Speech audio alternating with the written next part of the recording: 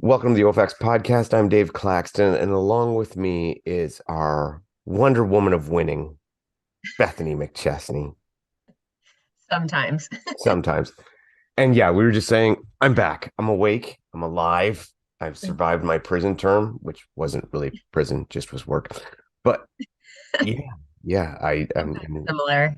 yeah, well, it was like 13, 14 hour shifts and just exhausted. But got some sleep last night, so I'm feeling good. I'm Yeah. feeling good. I'll get a workout in today. I haven't worked out in over a week. Which is a long time, really. Hmm. Yeah, it is. It is. And just before this, I was just goofing around. We were actually testing a workout we're going to use for our virtual contest, a virtual competition. We were testing it out, Riley and I. So I at least feel a little bit, doing some stuff and Mhm. whatnot. And that felt good. So yeah, and then I'll do my big workout later on where I'm pretty sure I'll die, but it's all right. So much to catch up on though. Like my backyard is disgusting. It's terrible. It's really bad, but it's good. It's good. Oh, I'm getting a delivery here. Awesome. Oh, it's like an unboxing thing. No, not that kind of delivery. It's Yeah. more like a server delivery, non-alcoholic beer. Oh, nice. Good. Yes. So yeah, but so you're like killed it. You're like killed Burmacombe. You smashed everybody. How'd it go? Yeah, Cheers. Brimacombe was awesome this weekend. Brimacombe was my first race last year back after coming out of the boot, and it last year did not go fantastic. I blew up a little bit. I think actually the super last year, May, was my longest run in like a year and a half. So this year I went in feeling a lot more confident, just knowing where my training's at. And I mean it was my goal to win, but with this kind of stuff, you just never know for sure exactly where anybody's at. And like Alicia had a good season last year, so did Steph Champlain. And I mean, you never know too who's bumped up to the elite heat and kind of who's on their A game and stuff. So I went into the first race wanting to give myself a fighting chance and feel really confident in the first couple kilometers because this race was very condensed. The first 25% of the race was a lot of the big obstacles, a lot of the up and down, and then there was some very runnable parts after that. So, yeah, and right off the hop, Stephanie Champlain had made a pretty commanding drive up the first climb, and um, I was a bit of a like a head move too, and so I moved past her early, and then I found myself with a bit of a lead pretty soon into the super. Um, yeah, and then by 4K into the super, we were kind of through 75% of the obstacles, which is a bit unique. So That is then I knew different. it was, yeah, I think by 4K we had already done 18 or so obstacles. And then yeah, and then it was kind of running for the next, not just running, obviously, but for the next 6K, there were, and some failable, very failable obstacles in the next 6K, but a lot of the race was very early done. So I knew, and I had a gap by the first couple K. So I knew if I could just kind of manage the gap and not fail anything, then there was a good chance I would be safe. So Elise Hewitt definitely had it out for me, and I never really lost contact with her. Which, I mean, it's also really it's fun to still kind of be in a race and not just kind of run away with it. And Elise let me always know that she was right there. And but yeah, and my obstacle game felt really good too, which I haven't really done. There's been a lot of focus on functional fitness racing, really haven't been doing grip specific training or obstacle work or like so I did a couple rope climbs and some monkey bars in the week leading up to the Spartan to the race, so I was like, yeah, I can still do this. I'll be fine. But yeah, I actually felt really good on obstacles, and it was actually where I was starting to pull ahead from Elise and stuff, so which was kind of surprising. But I mean, I think just my upper body strength in general has really improved doing all the functional fitness Yeah. stuff. And I mean, it's always grip. Like we do farmers carries like crazy, and even barbell work, like high rep stuff is grip. So it all translates. Yeah, so I felt really good. Everybody missed their spear, and it's all run loops too, which it does change the game for a runner. Now I'm fast at burpees too, but it doesn't take as much out of you to just, smash 200 meters. The run loop for the spear throw, though, was probably the longest run loop that I saw, which was interesting. But it's fine. It was still maybe like 2 minutes, 90 seconds, 2 minutes. So about the length of time it would take you to do 30 burpees, which is totally fair. Um, yeah, so then it was kind of like just a running race after that. And yeah, they had all the good obstacles. They had Olympus, speeder, bender, twister. So that's fun because we haven't always had them all in Canada. And yeah, Toronto does a really good job somehow of making a super muddy course after a very dry week. So I watched a couple things beforehand. So first off, they used Stairway to Sparta, did they not? And they had the rock climbing holds. Yeah, they did. What's Yeah, up with that? That's supposed to be a beast thing. I know. Yeah, well, I mean, it's fine. It's nice that they do throw some of the harder stuff into the shorter races. I mean, I wish, and they didn't have that one in the sprint either. Like, I wish they had more, because some of the obstacles were right there. If the sprint loop just kind of did, a couple more meters here and there, it could have included some of the harder obstacles. But yeah, and there was no jump plate either on the Stairway to Sparta. And I do complain about this obstacle as someone who's just slightly over 5 feet tall. It is very hard. Like it takes everything in me to just get one hand on one hold. And if it's wet, it's pretty much that's it for me. Like I'm looking for the run loop. But because it was dry this time, so I can get one hand on a hold and then I match on that hold and then I kind of have to do a pull up like that. So I did get it, and I don't think I got it all. I don't think I got it once last season. If the jump plate's not there, if the jump plate's there, then it's a much more manageable obstacle for us shorties. But yeah, if it's not, it's really challenging when you're 5 feet tall. You think about that, like it becomes a question for you're doing obstacles. Are we testing jumping? Like, is that what we want to test? Do we want to test height and jumping? And maybe it is. Maybe that's it. Maybe it's that, you want to test athleticism. I like to think of the design of obstacles to have as little to do with, you know, physical dimension as possible. Yeah, I mean, it's for someone who's short, it's just way harder. Like people that are taller, they can jump and grab two different holds and I mean, and then it's a completely different obstacle. Like I think the barrier of difficulty shouldn't be whether you can even just get on the obstacle based on your height. And I mean, I can jump, so I can, but yeah, like I mean, a lot of the women were like, I just don't, I just go right for the run loop. It's It takes me back to OCRWC when they had it in Collingwood and they had what was it? Oh, it was one of the rigs near the end. Was it Skull Oh, Skull Valley? Valley, Skull Yeah, Valley. Yeah. And the first ring, like if you were under 5'5", getting started was near impossible. yeah, And I know they changed after that because they realized that like people weren't struggling with the rig, people were struggling with starting the rig. get on the rig. Yeah. Yeah, Yeah. And they realized that that's not really what we want to test. I would think that's why I like the 7 foot walls. Because eight, like I'm yeah. fine. I can do an 8 foot wall, right? That's okay. That's no Mhm, problem mhm, for me. But I can see why people shorter than me would really struggle with it. mhm. And I don't think we're really testing what we want to be testing by just putting the wall higher. Because once you Yeah, got the top of the wall, it's the same thing whether it's 10 feet or 6 feet, right? So we're just testing height and right. vertical Yeah, jump. So yeah, yeah, but but not for tall people. no, So you could, if there was a way that you could test vertical jump for everybody equally, that would be kind of cool. But I mean, when tall people could just reach up and grab it, it's really not testing them. yeah. It's like a combine vertical jump thing. I don't think that works too well. No, no. A little too Mhm. dumb. But yeah, so that's why I'm not usually a proponent of these huge walls. I just don't think that they No. test what we want to test. Unless you know what I'm in favor of though. If you do like even a 12-foot wall and hang a rope down, and then when you're really good and you can get a really good jump, you get higher on the rope.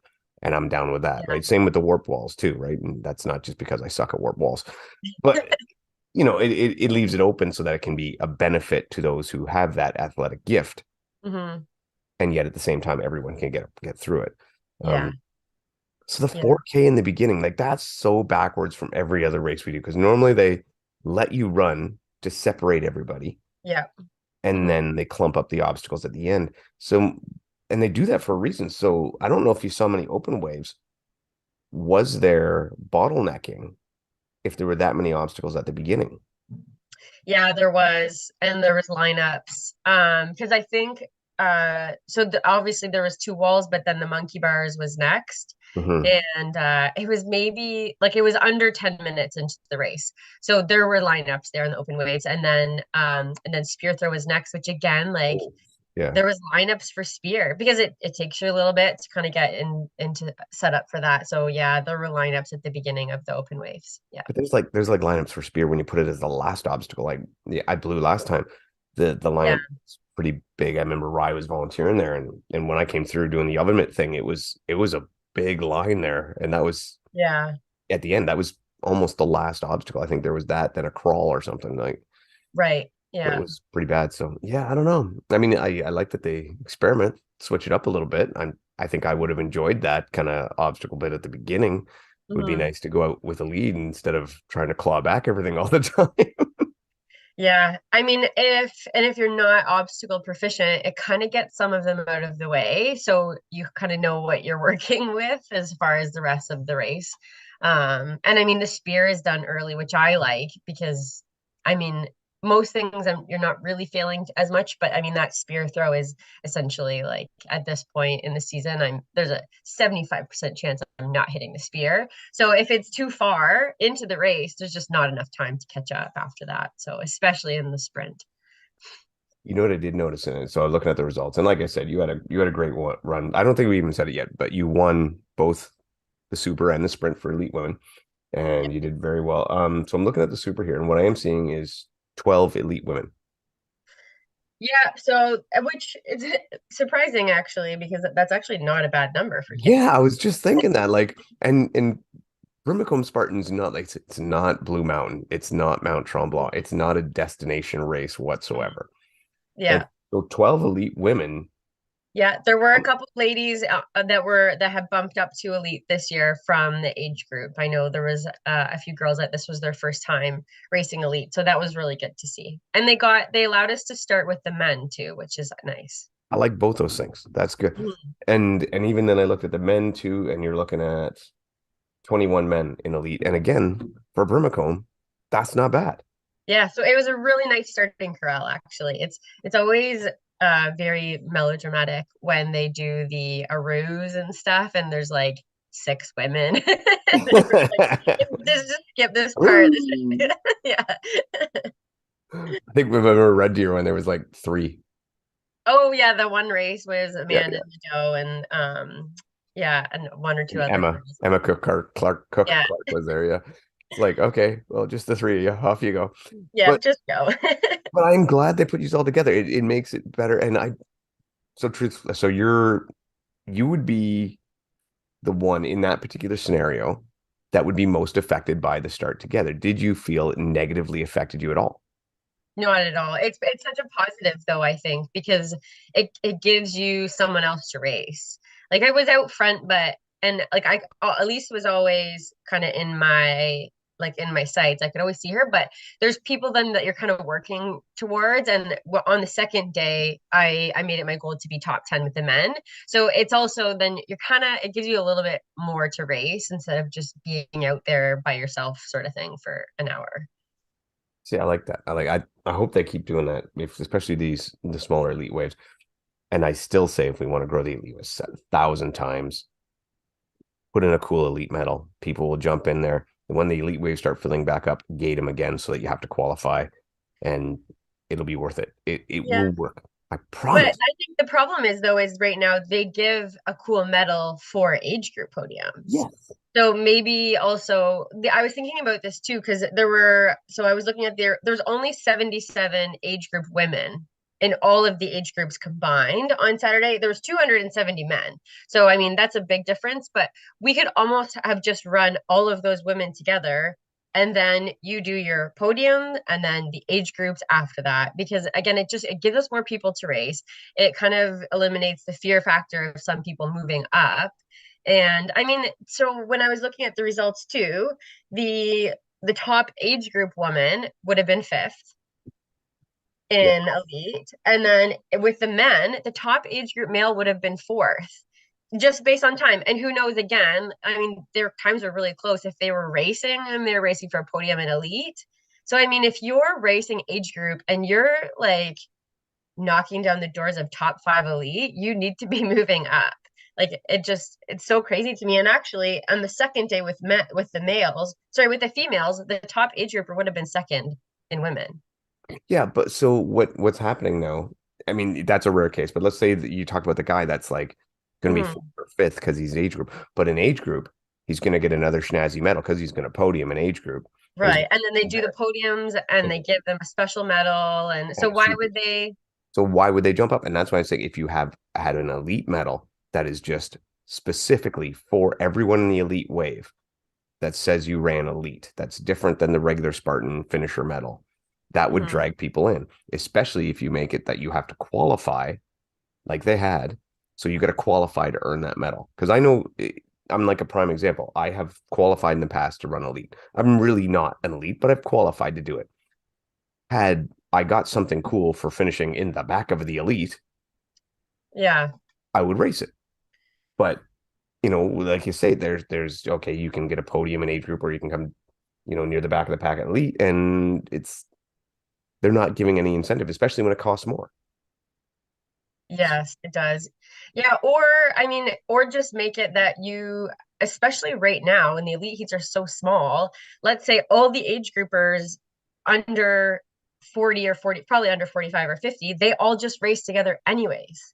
Yeah, Like we don't really need separate start lines when there's only 12 women. Like, and yeah, then, or all of the age group races we don't call them age group races, we call them elite qualifying heats. yes, I like that. And if you're gonna put everybody together, and this has been talked about before, different colored headbands, so you know who you're racing. Yeah. Yeah. Like Like give triathlon does, where you like have a marking. Yeah. yeah, something like that. Blue for 20 to 20, or blue for 20 to 25, red for 35, whatever. Just any bunch of colors, just so there's a designation, and then okay, when I'm racing, this is somebody I'm racing. This is somebody I'm with, right?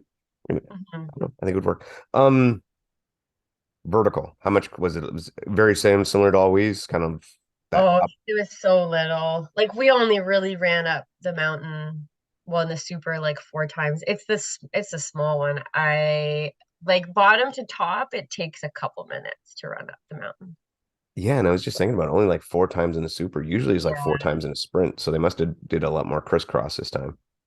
Yeah, and a lot of like switchback and stuff. And um yeah, this was probably the smallest amount of vertical that I think they've ever had here. Like even the super, I mean, the sprint was over so fast. Well, Like, yeah, the times were quick. Times were very quick. yeah, like 30 minutes. So yeah, not a lot of vertical. But I mean, it's such a good race if it's your first Spartan and you're from um Ontario, where we are, and you're just not used to running big mountains. It's a really nice one for for a first one. So that's what I told a lot of my clients too. Like if you've never done one and you're scared, do Brimacombe. It's like the flattest Spartan race next to Red Deer, but in Yeah, Ontario, anyways. Yeah. yeah. I mean, it's always a good one, right? It's kind of like that. It's almost got that small town feel. That's whatever grassroots feel to it. But Yeah. I was disappointed to miss it. But like I said, it was working. Samuel Libert back out there. It was nice to see him back out. Hmm. And I guess he won the sprint. And maybe we should, so go through. Let's go through a little quick podiums because we didn't do so. In the Hmm. sprint, Bethany McChesney took first, Elise Hewitt second, and Steph Champagne in third. And they like you said, they had great years last year and look like they're Mhm. doing well again. Yep. And again in the sprint, Sam Hebert, Dustin Rudder, and Isaac Sanderson. Isaac's been coming up the ladder a lot, like last year and stuff. Yep. And then the super, we had again Beth, Elise, and Steph, Yep. Same podium. Mhm. and Jesse, Dustin, and Victor Bunmeyer. Bunmeyer. That sounds about right. So he Yeah. runs with the GoPro in his mouth. Well, of course. Who So doesn't? he has Why? this mouthpiece and it's attached to the GoPro. Why? I don't know.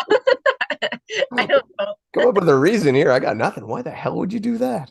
I'm not sure. I didn't talk to him, but he went on the podium with it because it must be his thing. I don't know. I don't know if he has a YouTube channel or something, but I mean he must. I don't know why else you would do that. But yeah, he runs the whole thing with it might be one of those mouthpieces. I don't know if you've seen these where it like helps your breathing or like it Yeah. changes your breathing. So I think it's one like that. Yeah, yeah, they do that. Well, I remember back. Well, so my brother's a denturist, right? Oh. And I'm gonna say like probably 20 years ago, he Mhm. told me that all the power lifters and stuff would be wearing bite blocks because when you align your bite, you can increase your power by like 10% just by everything being in line and stuff like that. And I kind of, okay, that sounds weird. And they do it now. They're all Yeah. wearing these bite blocks. I see it all the time. So it Mhm. doesn't surprise me that they have a running version that aligns everything and helps you breathe. Mhm. I think Atkins used to advertise that thing a little bit, didn't he? He might have. I don't really remember. I know there were a couple athletes that were kind of trying it a little bit, but I haven't researched it at all. I really don't know that much about it, but No, but I don't know. Hey, the body does weird shit. Um, so yeah, so it looked like a great race. Obviously, there was not a lot of video coverage or anything like that, just some stories here and there. yeah, Um, not at Fidel and the all. team doing what they did. But you put out a lot of stuff. I don't think I've ever seen you post so much. Really? I don't know. It's every time I was like seeing a new post from Because, Bethany. well, I had a personal photographer, so Oh my. I had content. Ah, and he did catch you here because you did say you did really well in the obstacles, but I'm gonna like slam you here. So I see you going on, I think it was the monkey bars. Mhm. Way too much time wasted on the getting on the monkey bars. In the super, I did, yeah. That's a terrible amount of time wasted. I was like, go, Bethany, go, come on, get going. I What are you know. doing? So they were actually so dry. So I grabbed it and everything was super dusty. Like it was Mhm. so dry, which is why it's even more comical how muddy the finish line was. But there was a layer of dust, so I grabbed it and I was like, "Oh, I'm gonna slip off." So I kind of had to like dampen my hands a little bit. You had to get your hands wetter. Yeah. I have the opposite problem of sweaty hands. So, Well, for everybody out there, if you're training for Spartan, by the way, buy yourself like an inch and a half pipe or 2 inch pipe to do because that's what everything is. That's what you're grabbing on everything. yeah. Work with that. Don't use your thumbs. Keep that hook and just go from there. Um, yeah, yeah. And the rig, just rings in a bar. Yep, just rings in a bar. Just rings in a bar. That's the way it is now, I guess. Yeah, I really miss the platinum rigs where it was always different. Well, I mean, that was the up and down, right? Like there was a lot of issues with Spartan Canada before where we Mhm. had complaints, but yeah, we did get some different stuff. Yeah. And that was cool. The platinum rig was definitely good. I mean, well, we've talked about platinum rig recently. Hopefully, Hmm. come back. I mean, it doesn't have to be crazy complicated, but just a little bit of a change up to switch up your momentum here and there. Like the rig they used in that um Palm Beach 3K, where they put a couple of ropes in and a ball and stuff like that. Like that's all it takes, Yeah. you I, know. not the big black ones. I don't Ropes. like those. Yeah.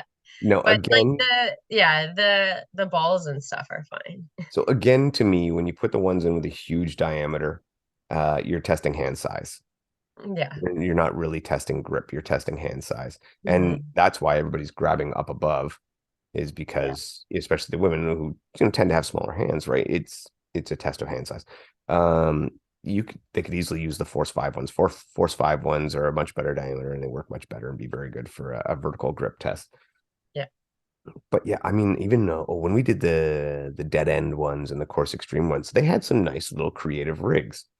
Yeah, I remember that one dead end one, you actually had to crawl under a wall, like down a rope and under a right. wall and back up again. And it was wet. It was really wet. Mhm. And really, that was a tricky one. So I'd like to see some stuff like that. I know Spartan's not going to do it, but they could switch up the grips like they did in Palm for the 3K. Just Yeah. something. But do you think the open waivers would complain too much? Do you think that? Would they? No, I don't think so. I mean, the rings do get kind of boring after a bit too. Like, I don't know. And most of them, if they're training on it, then they probably have touched a different hold here or there. I mean, those Force 5 ones, like with your T-bars and your nunchucks and the balls and stuff, they're in a lot of obstacle training gyms anyways.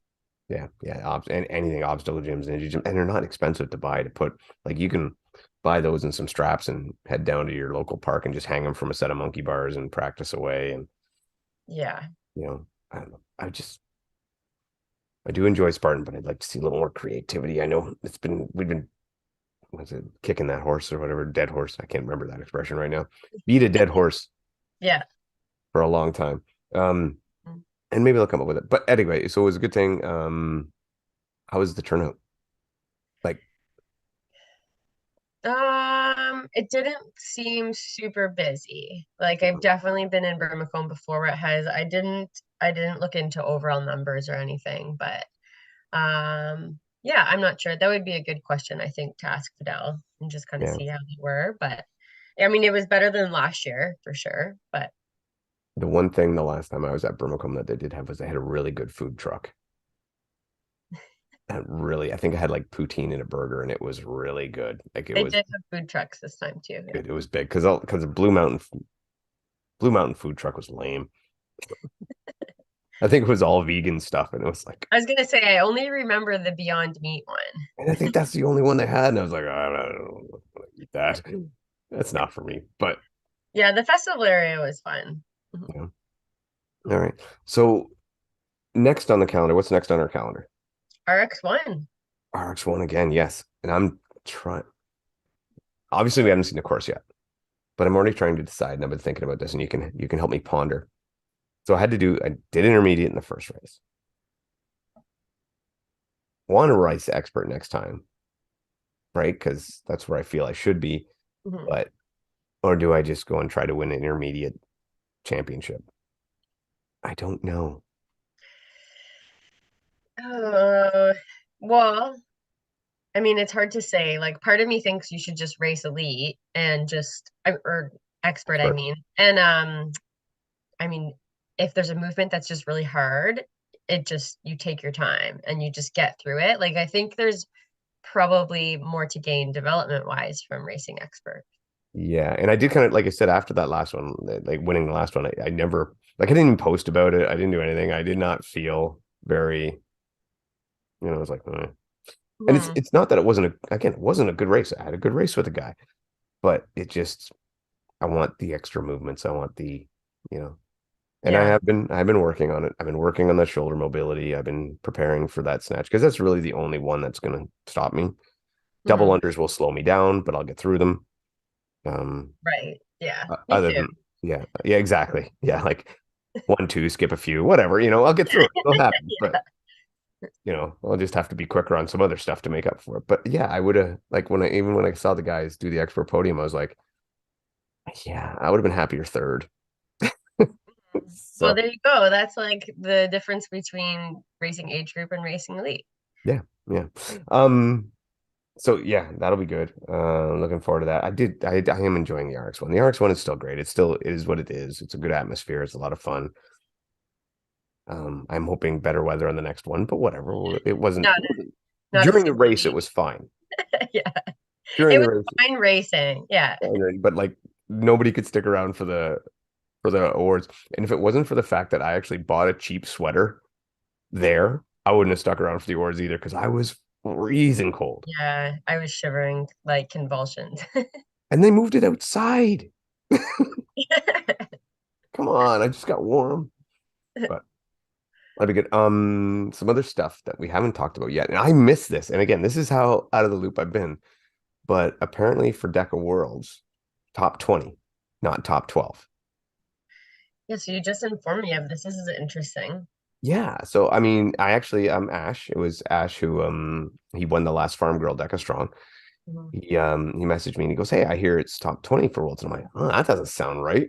So of course I asked Jansen. He's like, "Yeah." He says, "I've announced this on a couple things already and this and that." And I'm like, "Wow, I missed it all." Like, I'm paying attention and I still missed it. But yeah, so top 20 for elite, top 20 for age group, top 20 for relays. There was talk before of actually having age group relays for this year. But it will not be the case this year. There's just I it's think just it's just too much. too exactly. It's just too much for right now. Yeah. But there will be. It's a 3 day event. You're gonna have all the fit stuff, so all the 5K stuff first day, then all the mile stuff, then all the strong stuff, and I think that's kind of interesting. Um, One, I like the 3 days. It's gonna be exciting. We spend 3 days down in Texas. Well, 4 days probably in Texas, Mhm. and yeah, I'm hoping to get to compete on every day this time. So I'm excited about that. It's definitely nicer for people that are going for multiple events. But you still got to pick your priorities? I think Yeah. you know Mhm. like I definitely think if I qualify with Tara and we know her priority will not be to do the relay, I don't think she will because she'll be trying to hammer. Yeah. She's going to try to win all three again.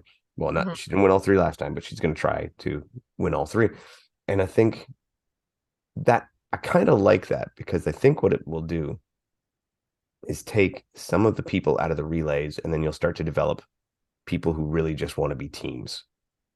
I mean, who have that that's my thing. I want to be the relay. I want to, I can get the sum is greater than of the two are like a greater team than just two regular. So I'm Mhm. I'm interested to see that and to watch that. Like I can see definitely somebody like Bubbles just Yeah. being involved in that relay, especially in the co-ed usually where he rolls. But Mhm. yeah, I'm excited to see that and excited to hopefully qualify. And I feel a lot more confident now because I had actually dropped out of the top 12 in both Oh, mile and the strong. And I was like, okay, well, I got to go be better at it. And I still am planning to better it. But now it's like, all right, well, I'm fine now though. But even if I don't, I can focus on just yeah. peaking for then kind of thing. A little more security in it. Yeah, yeah, yeah. So still Mhm. my goal is still that the fit relay. And if we're doing the mile, I'm not sure we're doing the mile or not, but that'll be the other goal too. Mhm. Um the age group stuff, I'll do it and I'll have a good run, but it's less priority to me. I like those relays. You like the relays, yeah. Yeah, it's fun. They are Every, fun.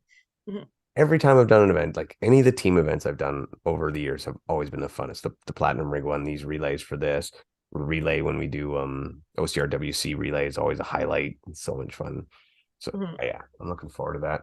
And a bunch of decas coming up around Deca Mile at Pure Impact and Deca Mile, I believe at SO. And oh, And and Farm then Girls. pardon me. And Farm Girl has one too, right? Yep, Farm Girls got one coming up in June 3rd and 4th, I think. Yeah. Excuse me. And there'll be the relay. It'll be strong and there'll be relay there for that as well.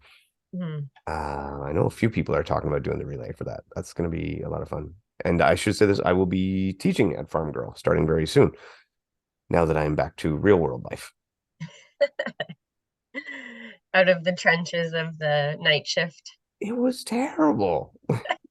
Like I can. 13, 14 hour shifts and then hour and a half of commuting each way. Mhm. Oh, yeah, I'm still messed up from it, but good news. Made lots of money and that's all that matters. Yeah. Sometimes you have to do that. Yeah. Um, I think what else was we looking forward to?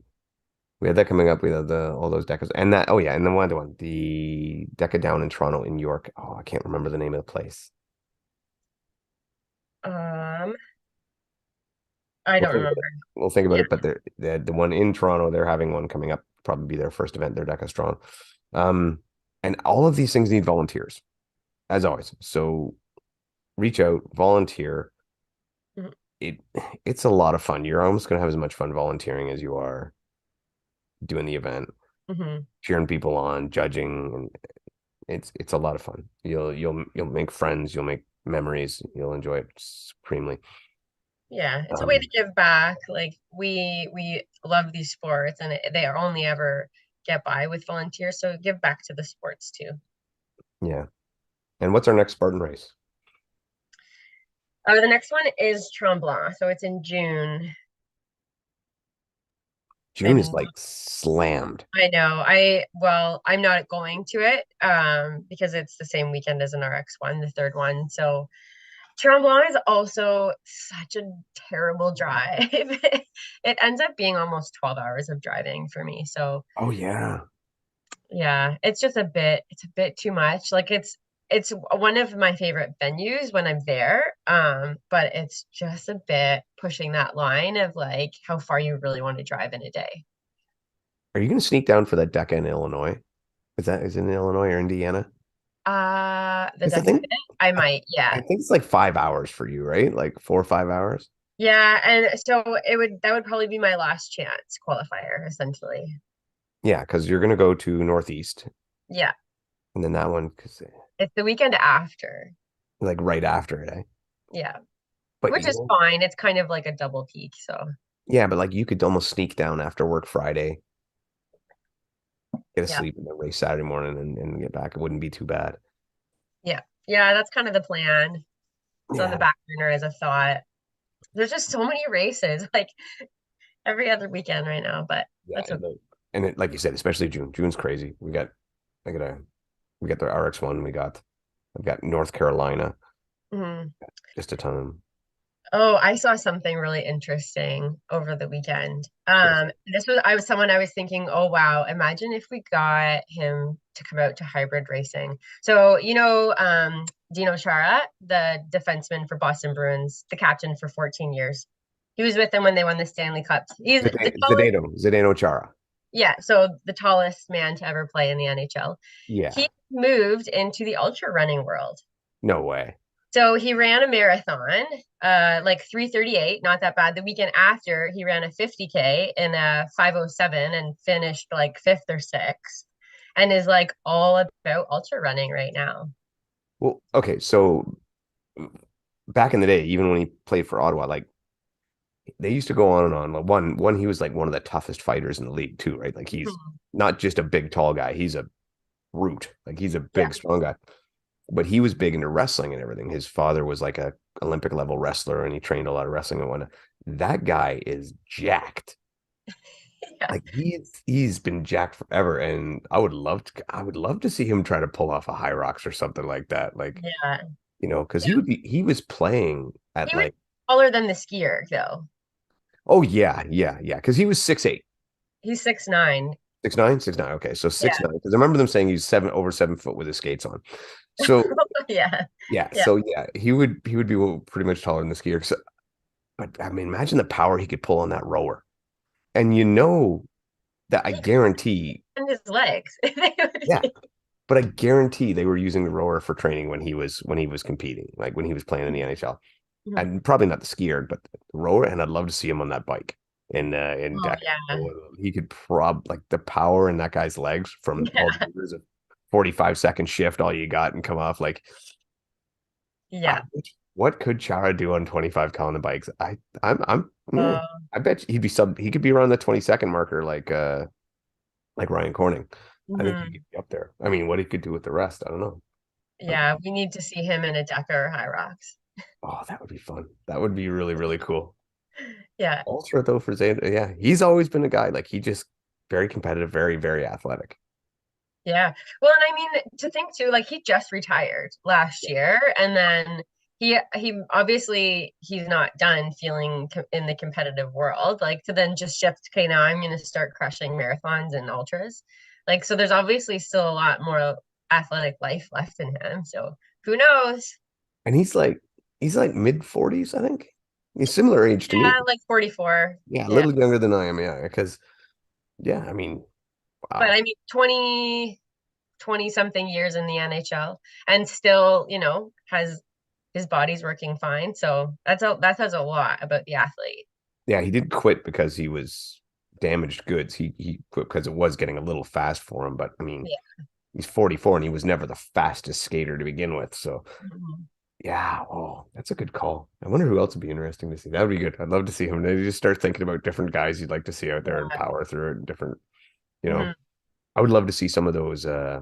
I know she's down in America now, but I think it's Kaylee Humphreys. She used to be on the Canadian bobsled team. Oh, bobsled. Yeah, she's still trying to make the next Olympics, so she's still in her sport. Mhm. She would be an awesome one to see in there.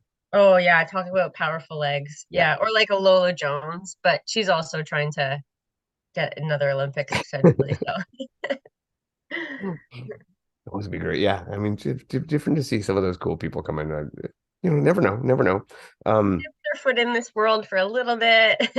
yeah, just to go around a little bit. Yeah, Come on, if the Kardashians can do one, anybody can. they did one. No, they did a Spartan thing. Well, they pretty much built a Spartan in their backyard for them to just get. Oh, okay. Randy Moss was famous for doing a Spartan trifecta weekend. He was an NFL player, Hall of Famer, Oh, yeah. and it ate him up. He did terrible. He was whining and crying, and they let him lie down in a truck for a while. Oh no. That didn't go well. I think and who else? Lance Armstrong did one. Spartan? Yeah. I can see that. Yeah, I don't think he got disqualified for the steroids. I don't know if they were testing yet then They or didn't whatever, test but that day. they didn't test that day. Maybe he was in the open wave, I guess. Yeah. No drug testing in open.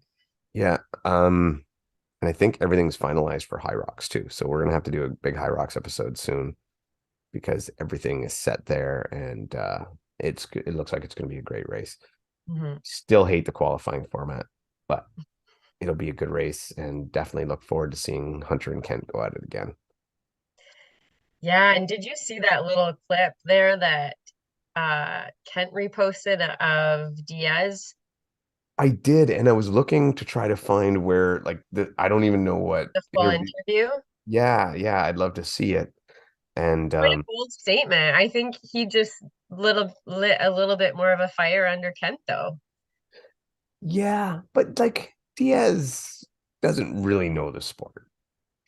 He knows science, and it sounds like he's kind Yes. of trying to like get into the psychology of Ryan Kent, which I don't really know how you think that you understand a person that you don't really know and Yeah. like how their mental state works in races. So, Yeah, I don't know. I don't know. Diaz is very polarizing.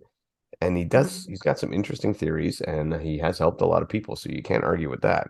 mhm. Um, but yeah, I don't know if he's a little off base on that one. I do think I do think Ken can take him. Anyway, we'll have that for a whole Yeah. episode. We'll dive deep into that. We don't want Mhm. to go too long today because we got a lot to do, and I still have a lot to do. And I have to get in my second workout today because now I'm back to two a days. Thanks, Tara. Um, Catching up on lost time. well, yeah, she says, I can't embarrass her, so. Yeah. But anyway, yeah. So honestly, so let's just cut her short today, and that's all I got today. I'm very happy you did so well at Brimacombe, and it was really cool to see you back in the podium and seeing you back in form because I remember last year definitely was not. I mean, you were not the same person last year. Last year was very tentative. Oh, last year I think the Super was my longest run in a year and a half. So, Yeah, yeah. So it's good to have you back mhm, and dominating the Canadian scene. Hopefully, we can get some more women to jump up as well into elite and mhm, just get more out in general. So mhm. anyway, Beth, wind us out. Yeah, thanks so much for listening. And congrats to everyone who finished their races at the Toronto Spartan. And keep continuing to come out and support the Canadian Spartan scene and get your friends out. We need to grow these numbers back. And for everyone racing the next one at Tremblant, have a blast. It's usually a pretty wicked course. And last year it was the most scrambliest course I've ever done. So make sure you tie your shoes on tight and get some good grip too. So until next time, And the best dunk wall in the business. yes. And it Very was picturesque. snowing and freezing. So dress appropriately. Good luck. Yeah. Thanks, everyone.